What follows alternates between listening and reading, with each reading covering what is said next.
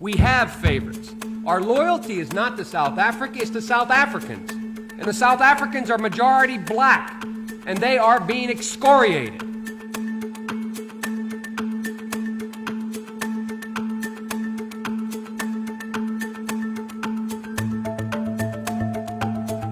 But I want to tell you something.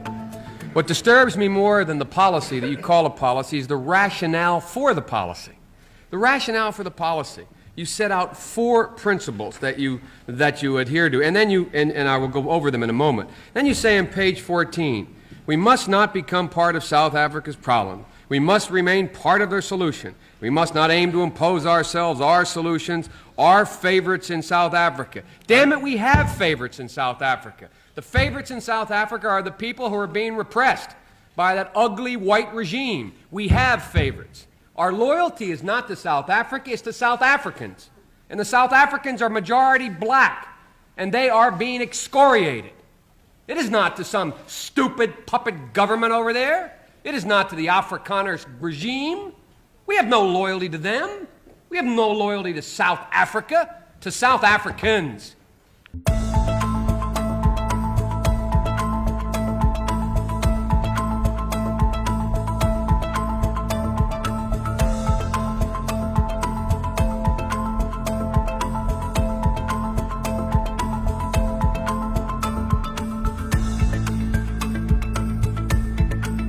I listen to this rationale, first of all. It is the leaders of South Africa and their people, black and white, who have the majority responsibility. They must rise to it. Well, they are rising to it. They're rising to it with the only thing left available to them with that repulsive, repugnant regime of Afrikaners there. And it's the only way they have. They've tried everything for the last 20 years. They begged, they borrowed, they crawled, and now they're taking up arms.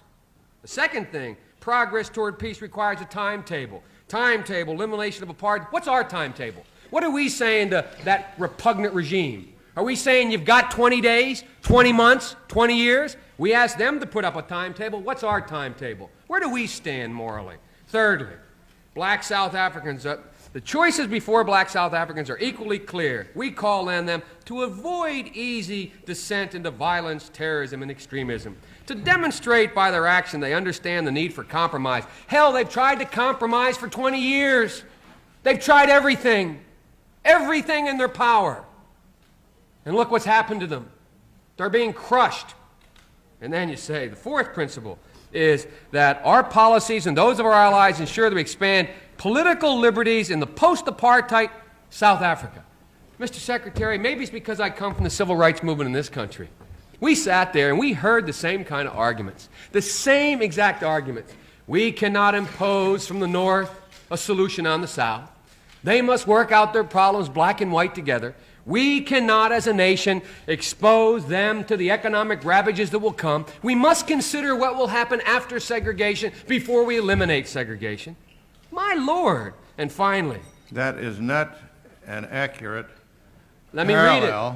Let me because read it. We don't say we have to consider what happens after the end Let of me read apartheid before we end it. We have said again and again and again that it's an abhorrent system, and I can be just as emotional as you can about that, and it needs to end.